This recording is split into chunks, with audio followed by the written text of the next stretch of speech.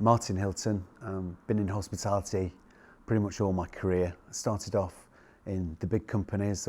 Ended up being an operations director, so looking after big brands of people within the pub retail part of the industry.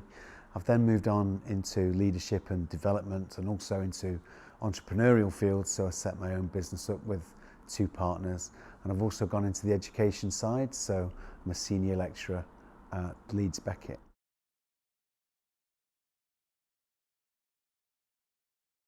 Yeah, I think it's a big problem. I think when you piece together all the elements of information that we can see, so Mental Health for England suggests that 1 in 4 people could be suffering at any one time with a mental health condition. And that's significant in itself, but research from the caterer recently suggested that as many as 8 in 10 chefs, for instance, are suffering from stress-related activities. And also the fact that there would seem to be a higher incident of mental health issues within younger people, and obviously the industry is attracting a lot of younger people into work in it. So I think it's really significant, and research that we've carried out recently in CPL Online would also back that up, in so much that a high incidence of problems being identified by people within that research.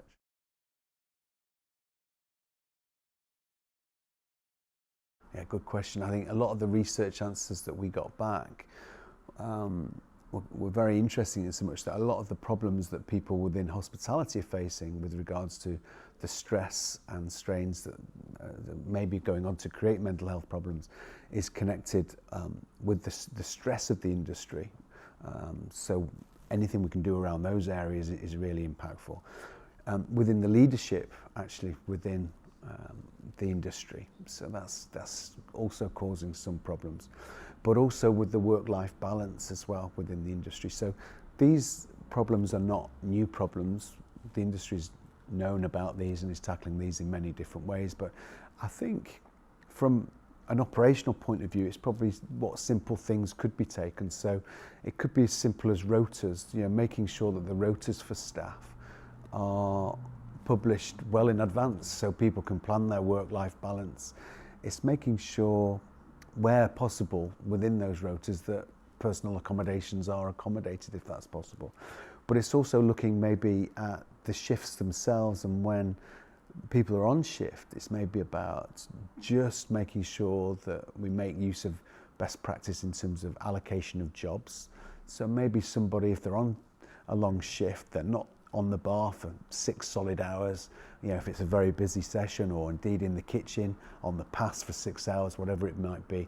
It's maybe just where they can and where it's possible to just allocate people around and just give people a breather from that intense stress that the operations often cause. So I think it's practical tips along those lines as much as anything else. Perhaps on a wider scale as well, we're seeing some hospitality operations with some quite insightful leadership, which are really using one-to-ones on a big level. So they're taking this to a new level now, and maybe moving away from some of the formalities of annual appraisals and much more regular contact. So thus giving individuals a chance to talk about their job and just to offload a little bit more. So any top tips around that, I think, will be really useful.